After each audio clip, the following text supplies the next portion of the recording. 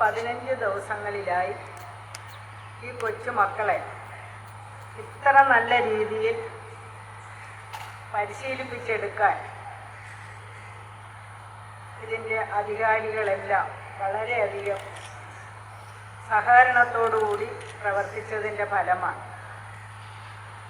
വളർന്നു വരുന്ന യുവജനങ്ങളെ ആധ്യാത്മികമായ ഒരടിത്തറയിൽ നിന്നുകൊണ്ട് തന്നെ അവർക്ക് ഭൗതികമായിട്ട് വളരാനും അവരുടെ ജീവിതം നല്ല നിലയിൽ കെട്ടിപ്പടുക്കാനും സാധിക്കുന്ന രീതിയിലാണ് ഇവിടുത്തെ ഓരോ പ്രവർത്തനങ്ങളും.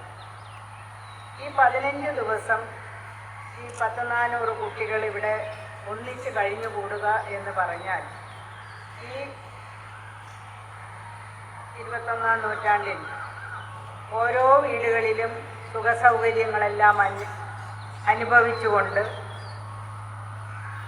ആരുടെയും സ്വതന്ത്രമായിട്ടുള്ള ഒരു ജീവിതമാണ് ഓരോരുത്തരും ജീവിച്ചുകൊണ്ടിരിക്കുന്നത്. ഇതിപ്പോൾ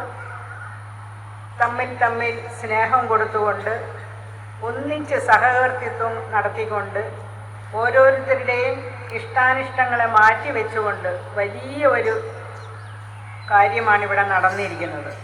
ഇതിൻ്റെ ഇടയിൽ RSS എന്ന് പറയുമ്പോൾ എല്ലാവരും സംശയദൃഷ്ടിയോടുകൂടിയാണ് നോക്കിക്കണ്ടിരുന്നത്. ഞാനിങ്ങോട്ട് പോരുന്നതിന് മുമ്പ് എന്നോട് പലരും പറഞ്ഞു, അവിടെ വലിയ ഭീകര പ്രവർത്തനങ്ങളൊക്കെയാണ് നടക്കുന്നത്, സൂക്ഷിച്ചു വേണം പോകാനെന്ന്. അപ്പോൾ എനിക്കറിയാമായിരുന്നു ഇവിടെ ഒരു ചിട്ടയായ ജീവിതമാണ് ഇവിടെ നടത്തുന്നത്.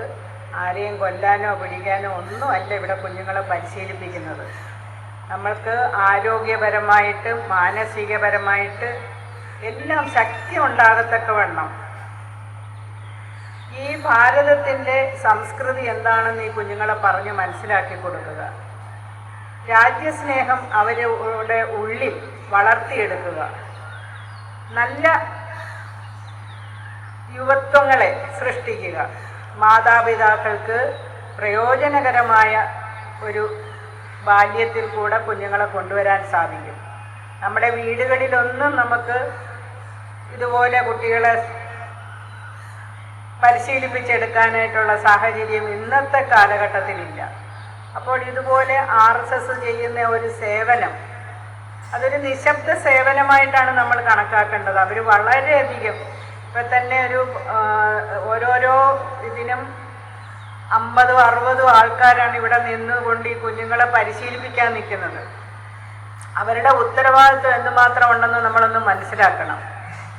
ഒരു കുഞ്ഞിനെയോ 2 കുഞ്ഞിനെയോ ഒരു വീട്ടിൽ കൊണ്ട് നടന്ന് വളർത്താനായിട്ട് മാതാപിതാക്കൾ വിഷമിക്കുന്ന ഈ കാലഘട്ടത്തിൽ വളരെ ചിട്ടയോടുകൂടി, ഞാൻ അതിശയത്തോടുകൂടിയായിരുന്നു ഇവിടുത്തെ ഈ പദചലനം എല്ലാം കണ്ടുകൊണ്ടിരുന്നത്.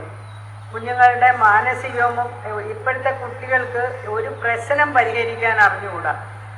ഏത് പ്രശ്നം പരിഹരിക്കണമെന്നുണ്ടെങ്കിലും മനസ്സിനൊരു ശക്തി വേണം, അതിനൊരു ആധ്യാത്മികത വേണം.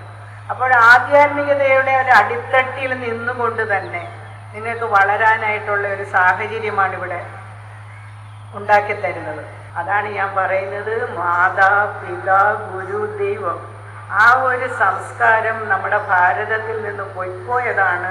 നമ്മുടെ അടുത്ത തലമുറയെങ്കിലും നന്നാക്കണമെന്നുള്ള ഒരു വിചാരം SNDP യോഗത്തിൽ ഇവിടെ നേരത്തെ പറഞ്ഞു.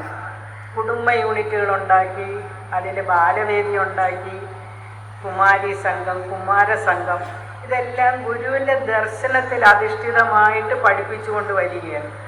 അതാണ് ഞാൻ പറഞ്ഞത്, ആധ്യാത്മികമായ ഒരടിത്തറയിൽ നിന്നുകൊണ്ട് നമുക്ക് ഭൗതികമായിട്ട് ഉയരുക.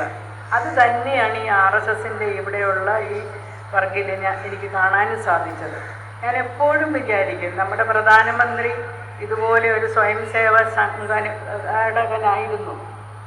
അവിടെ നിന്നാണ് ഇപ്പോൾ ഇവിടെ എൻ്റെ മുമ്പിലിരിക്കുന്ന ഈ കുഞ്ഞുങ്ങളെയെല്ലാം സൽസ്വഭാവികളായ കുഞ്ഞുങ്ങളായിട്ട് വളർത്തി നമ്മുടെ നാടിന് ഉപകാരപ്രദമായിട്ടുള്ള ആൾക്കാരായിട്ട് വളർത്തി വരുത്താൻ ജഗദീശ്വരൻ അനുഗ്രഹിക്കട്ടെ എന്ന് മാത്രം പറഞ്ഞുകൊണ്ട് എന്നെ ഇതിൻ്റെ അധ്യക്ഷയായിട്ട് ക്ഷണിച്ചതിന് സ്വയം സേവ സംഘത്തിന് ഉള്ള നന്ദി രേഖപ്പെടുത്തിക്കൊണ്ട് നിർത്തുന്നു. നന്ദി, നമസ്കാരം.